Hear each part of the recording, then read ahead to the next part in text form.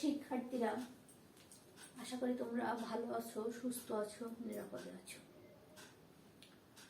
তোমাদের online class নিয়ে তোমাদের সঙ্গে আজ আমি সম্পৃক্ত হয়েছি। আমি শান্তনা রানী, প্রভাষক, রাষ্ট্রবিজ্ঞান বিভাগ, দৌলতপুর কলেজ, দিবানৈশ, দৌলতপুর, খুলনা। প্রিয় শিক্ষার্থীরা, আজকে আমি যে বিষয়টি নিয়ে আলোচনা করব সেটি হলো ব্রিটিশ সংবিধানের যে বৈশিষ্ট্য সেই সম্পর্কে। ব্রিটিশ সংবিধানের বেশ অনেকগুলো বৈশিষ্ট্য রয়েছে। তার ভিতরে আমি একটা ক্লাসে কিছু বৈশিষ্ট্য আলোচনা করেছিলাম। আজকে আমি ব্রিটিশ সংবিধানের আরও কিছু বৈশিষ্ট্য আছে সেগুলো আলোচনা করার চেষ্টা করব। দেখো, আজকে প্রথম যে বিষয়টি নিয়ে আমি আলোচনা করব সেটি হলো ব্রিটিশ সংবিধানের অন্যতম আরেকটি বৈশিষ্ট্য হলো নিয়মতান্ত্রিক রাজতন্ত্র। নিয়মতান্ত্রিক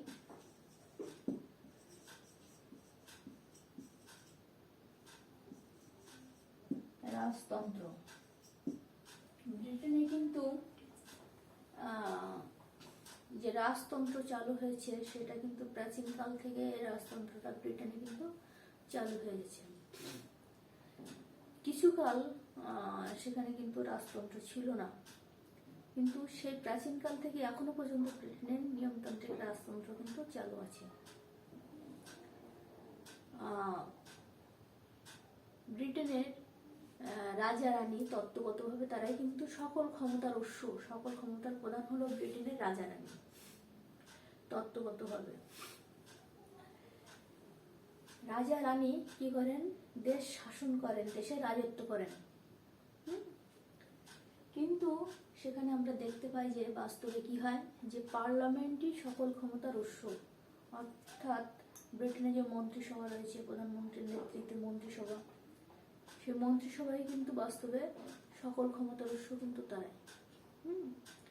নামে রাজা রানী দেশ রাজত্ব করেন, দেশে রাজত্ব করেন রাজা রানী, তারা ক্ষমতার শীর্ষে রয়েছেন। কিন্তু বাস্তবে দেখা যায় যে প্রধানমন্ত্রীর নেতৃত্বে মন্ত্রিসভা অর্থাৎ পার্লামেন্ট তারাই কিন্তু প্রকৃত ক্ষমতাশালী। তাহলে আমরা বলতে পারি যে ব্রিটেনের রাজা রানী দেশে রাজত্ব করেন কিন্তু শাসন করেন না। ঠিক আছে। নিয়মতান্ত্রিক রাজতন্ত্রের পর ব্রিটিশ সংবিধানের বৈশিষ্ট্যে যে বিষয়টি পরিলক্ষিত হয় সেটি হলো পার্লামেন্টের সার্বভৌমত্ব।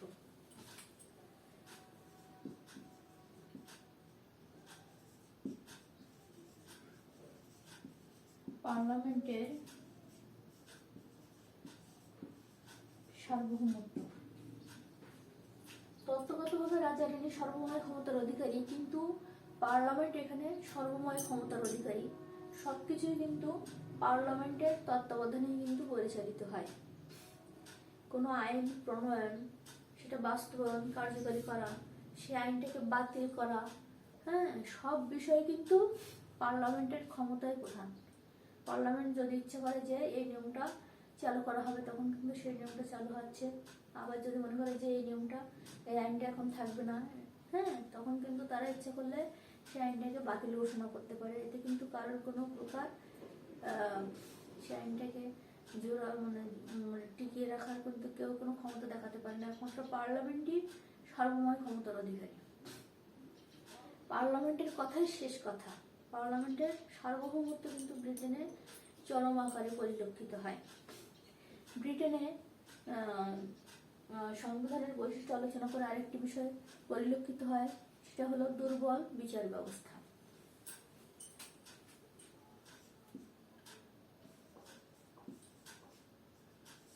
দুর্বল বিচার ব্যবস্থা। ব্রিটেনের যে বিচার বিভাগ সেটা কিন্তু যে বলা হয় সেটা দুর্বল। বিচার বিভাগ তার ইচ্ছা মতো কাজ কিন্তু পরিচালনা করতে পারে না। সম্পূর্ণ পার্লামেন্টের তত্ত্বাবধানে থেকেই তাকে কিন্তু সমস্ত দায়িত্ব পালন করতে হয়। এই কারণে বলা হয় যে ব্রিটেনের বিচার ব্যবস্থা হলো দুর্বল বিচার ব্যবস্থা। পৃথিবীর অন্যান্য দেশের বিচার ব্যবস্থা যেমন স্বাধীনভাবে, নিরপেক্ষভাবে তাদের দায়িত্ব কর্তব্য পালন করে থাকে। কিন্তু ব্রিটেনের বিচার বিভাগ কিন্তু নিরপেক্ষভাবে তাদের দায়িত্ব কর্তব্য পালন করতে পারে না। তাদের কি করতে হয়, সম্পূর্ণ পার্লামেন্টের চাহিদা মতো তাদেরকে চলতে হয়। পার্লামেন্ট যেভাবে তাদেরকে চলতে বলবে তাদেরকে ঠিক সেভাবে চলতে হয়। এই জন্য ব্রিটেনের পার্লামেন্টের দুর্বল বিচার ব্যবস্থা সেটি কিন্তু চরম আকারে পরিলক্ষিত হয়। এখানে যে ক্ষমতা স্বতন্ত্রীকরণের যে অভাব ব্রিটেনের সংবিধানে কিন্তু সেটিও পরিলক্ষিত হয়। ক্ষমতা স্বতন্ত্রীকরণের অভাব। আমেরিকা অর্থাৎ মার্কিন যুক্তরাষ্ট্রে আমরা সেখানে দেখেছি যে ক্ষমতার স্বতন্ত্রীকরণ নীতি রয়েছে। কিন্তু ব্রিটেনে ক্ষমতার স্বতন্ত্রীকরণ নাই, ক্ষমতার কেন্দ্রীভবন রয়েছে।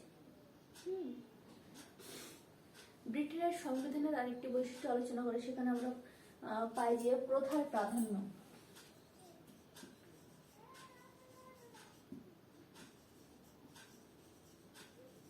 প্রথার প্রাধান্য এটা কিন্তু ব্রিটেনের সংবিধানের একটি অন্যতম বৈশিষ্ট্য। ব্রিটেনের সংবিধান কিন্তু কোনো ব্যক্তি কিংবা কোনো প্রতিষ্ঠান কিংবা কোনো গণপরিষদ কর্তৃক কিন্তু এটা রচিত হয়নি। তাহলে কিভাবে রচিত হলো? ব্রিটেনের সংবিধান ক্রমবিবর্তনের ফসল। প্রচলিত রীতিনীতি, প্রথা, ধর্মীয় যে আচার ব্যবহার, বিভিন্ন যে চুক্তি, তার মাধ্যমে কিন্তু এই ব্রিটেনের সংবিধান গড়ে উঠেছে। ব্রিটেনের সংবিধান কিন্তু সম্পূর্ণ অলিখিত। ব্রিটেনের সংবিধান হলো অলিখিত। সেটি তবে এখানে কিছু কিছু বিষয় লিখিত করে রয়েছে, যেমন যে মহাসনদ বা ম্যাগনা কার্টা স্বাক্ষরিত হয়, সেই ম্যাগনা কার্টায় স্বাক্ষরিত বিষয়সমূহ, এছাড়া গৌরবময় বিপ্লব, অধিকারের আবেদনপত্র, অধিকারের বিল, এই যে বিষয়গুলো এখানে রয়েছে, সেটি কিন্তু কিছু কিছু বিষয় এখানে ব্রিটেনের সংবিধানে কিন্তু লিখিত আকারে রয়েছে। কিন্তু বেশিরভাগ বিষয় দীর্ঘদিন ধরে জনগণের ভিতরে কিন্তু লালন পালন হওয়ার ফলে সেই সব প্রচলিত প্রথা, রীতিনীতি, তাদের যে আচার ব্যবহার, সেগুলোই কিন্তু আস্তে আস্তে তাদের কি সেটাই কিন্তু আইনে পরিণত হয়ে গেছে। এইসব প্রথাগুলোই কিন্তু ব্রিটেনে আইনে পরিণত হয়েছে। আর জনগণ এর থেকে বাইরে আসতে পারে না, যেহেতু তারা সেই প্রাচীনকাল থেকে সেই সব রীতিনীতি, প্রথা, আচার ব্যবহারের সঙ্গে তারা কিন্তু সম্পৃক্ত হয়ে গেছে। তাই তারা এটাকেই তাদের আইন বলে মনে করে। এই জন্য ব্রিটেনে কিন্তু সংবিধানের যে প্রাধান্য সেটা কিন্তু অত্যন্ত চরম মাত্রায় পরিলক্ষিত হয়। ব্রিটেনের সংবিধানের আরেকটা বৈশিষ্ট্য হলো আইনের শাসন।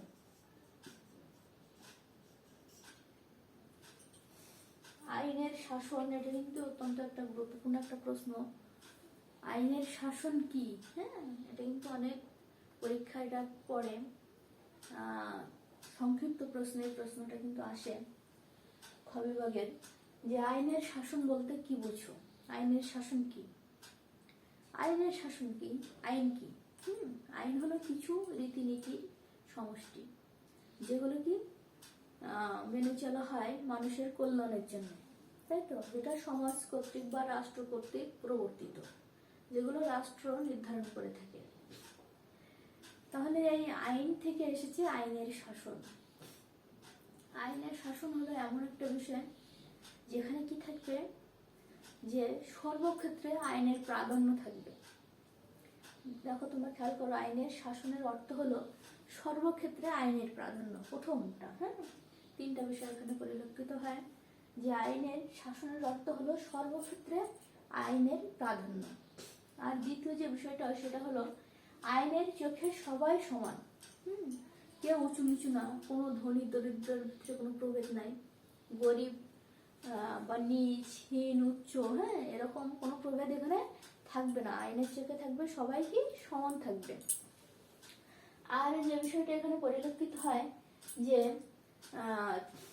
আইনের সর্বক্ষেত্রে আইনের প্রাধান্য, আইনের চোখে সবাই সমান, এবং সবাই আইনের সমান আশ্রয় লাভের অধিকারী।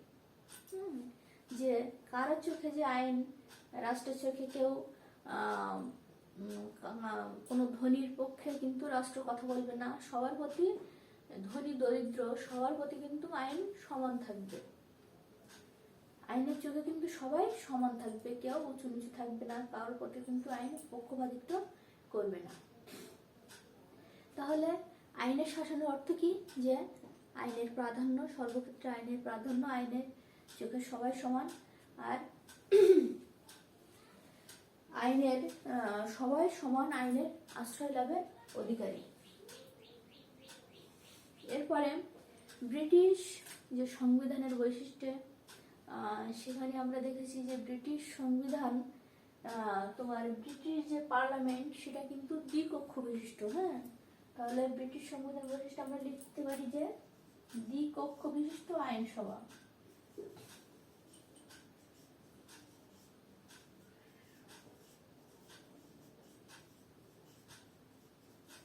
দ্বিকক্ষ বিশিষ্ট আইনসভা। ব্রিটিশ আইনসভা কয় কক্ষ বিশিষ্ট? দ্বিকক্ষ বিশিষ্ট, অর্থাৎ দুই কক্ষে। আমরা নরমান যুগে আমরা আলোচনা করছি যে ওখানে কিন্তু ব্রিটেনে কি হয় যে লর্ড সভা আর কমন সভার কিন্তু উৎপত্তি ঘটে ওই নরমান যুগেই। নরমান যুগে তিনটা শ্রেণী, তিনটা আলাদা আলাদা রুমে বসতো বা কক্ষে বসতো। সামন্ত শ্রেণীর প্রতিনিধিরা একটা কক্ষে বসতো, যাজক শ্রেণীর প্রতিনিধিরা আরেকটা কক্ষে বসতো, আর নাইট ও বার্জার শ্রেণীর প্রতিনিধি যারা তারা কিন্তু আরেকটা কক্ষে বসতো। তিনটা শ্রেণীর প্রতিনিধি তারা তিনটা আলাদা আলাদা কক্ষে বসতো। এবার পরবর্তীতে যাজক আর সামন্ত শ্রেণী তারা কিন্তু বললো যে আমরা দুটো না, আমরা একটা রুমে বসবো। দুই শ্রেণীর প্রতিনিধিরা একটা রুমে বসা শুরু করলো, আর নাইট ও বার্জার শ্রেণীর প্রতিনিধি আলাদা কক্ষে বসলো। প্রথম যে সামন্ত যাজক শ্রেণীর প্রতিনিধি যে একটা রুমে বসলো, ওই কক্ষটা কিন্তু পরবর্তীতে লর্ড সভা হিসেবে পরিচিতি পায়। ব্রিটিশ পার্লামেন্টের উচ্চ কক্ষের নাম হলো লর্ড সভা। হ্যাঁ, তাহলে কি লর্ড সভা কোথা থেকে আসলো? ওই যে যাজক আর সামন্ত শ্রেণীর প্রতিনিধিরা যে কক্ষে বসলো, সেই কক্ষটাই পরবর্তীতে লর্ড সভা হিসেবে পরিচিতি পায়। আর নাইট ও বার্জার শ্রেণীর প্রতিনিধি যে আলাদা কক্ষে বসলো, ওটাই কিন্তু পরবর্তীতে কমন সভা হিসেবে কিন্তু পরিচিতি পায়। লর্ড সভা আর কমন সভা। তাহলে ব্রিটিশ যে পার্লামেন্ট বা আইনসভা দ্বিকক্ষ বিশিষ্ট। এই দ্বিকক্ষ বিশিষ্ট আইনসভার উচ্চ কক্ষের নাম হলো লর্ড সভা, আর নিম্ন কক্ষের নাম হলো কমন সভা। বোঝা গেছে প্রিয় ছাত্রছাত্রীবৃন্দ? আশা করি তোমরা বুঝতে পেরেছ। এবার ব্রিটিশ সংবিধানের বৈশিষ্ট্যে আরেকটা যে গুরুত্বপূর্ণ বৈশিষ্ট্য রয়েছে সেটা হলো দ্বিদলীয় ব্যবস্থা। ব্রিটিশ যে সংবিধানে কিন্তু আমরা পাই যে ওখানে দুইটি দলের প্রাধান্য কিন্তু খুব ব্যাপক আকারে পরিলক্ষিত হয়। দ্বিদলীয় ব্যবস্থা।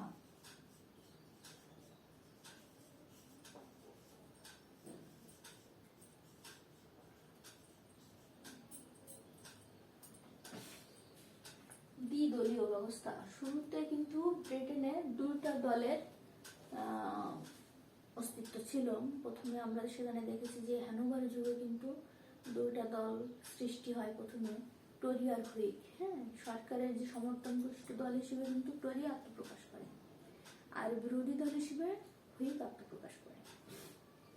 এর পরবর্তীতে ওই দুইটি দল কিন্তু ভেঙে যায়, দুইটি দলের আর অস্তিত্ব থাকে না।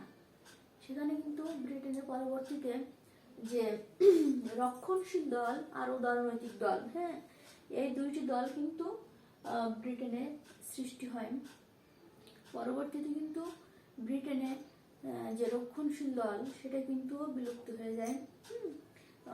তোমার যে উদারনৈতিক দল সেটা বিলুপ্ত হয়ে যায়, আর রক্ষণশীল দল এখনো পর্যন্ত ব্রিটেনের রক্ষণশীল দল সেটা কিন্তু টিকে আছে। হ্যাঁ, আর এই রক্ষণশীল দলের পাশাপাশি শ্রমিক দল,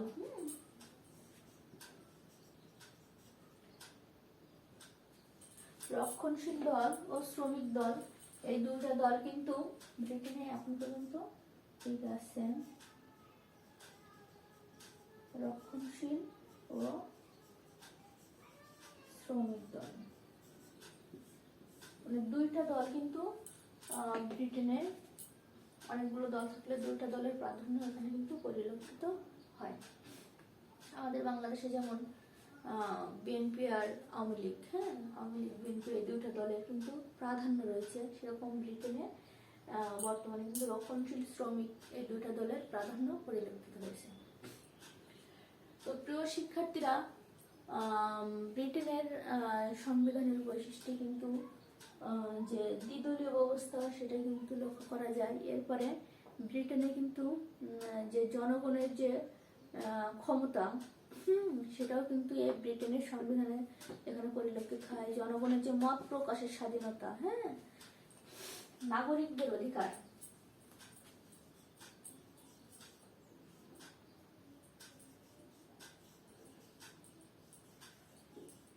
নাগরিকদের অধিকার।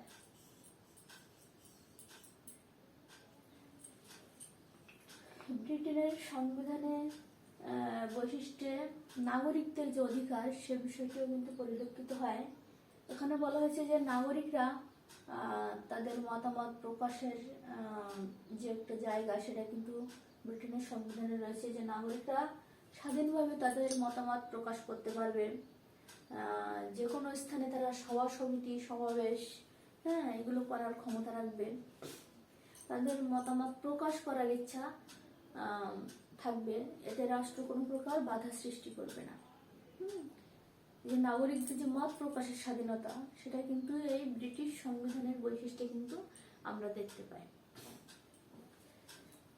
তো প্রিয় শিক্ষার্থীরা, ব্রিটিশ সংবিধানের বৈশিষ্ট্য দেখো, আজকে যে বিষয়গুলো আলোচনা করলাম আশা করি তোমরা বুঝতে পেরেছো। প্রথমে যে বিষয়টি আমি আলোচনা করেছিলাম যে নিয়মতান্ত্রিক রাজতন্ত্র থাকবে ব্রিটেনে। ব্রিটেনের সংবিধানে বলা হয়েছিল যে ব্রিটেনের নিয়মতান্ত্রিক রাজতন্ত্র থাকবে, এখানে পার্লামেন্টের সার্বভৌমত্ব থাকবে। এখানে পার্লামেন্ট কিন্তু ব্যাপক ক্ষমতা ভোগ করে। পরবর্তীতে কিন্তু আমরা জানবো যে পার্লামেন্ট না ক্যাবিনেটই ক্ষমতা ভোগ করে। হ্যাঁ, এখানে আমরা দেখছি যে পার্লামেন্টের সার্বভৌমত্ব রয়েছে ঠিকই, কিন্তু ক্যাবিনেট কিন্তু সর্বময় ক্ষমতার অধিকারী। ব্রিটেনে আছে দুর্বল বিচার ব্যবস্থা। হ্যাঁ, ব্রিটেনের বিচার ব্যবস্থা কি দুর্বল।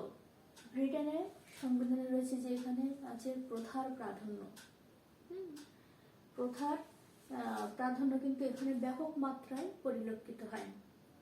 ব্রিটেনে রয়েছে আইনের শাসন, অর্থাৎ সর্বক্ষেত্রে আইনের প্রাধান্য, আইনের চোখে সবাই সমান, আর সবাই কিন্তু আইনের সমান আশ্রয় লাভের অধিকারী। এর পরবর্তীতে রয়েছে দ্বিকক্ষ বিশিষ্ট আইনসভা, লর্ডসভা আর কমন সভা, উচ্চকক্ষ আর নিম্নকক্ষ। আর রয়েছে দ্বিদলীয় ব্যবস্থা, যেখানে থাকবে রক্ষণশীল দল আর শ্রমিক দল।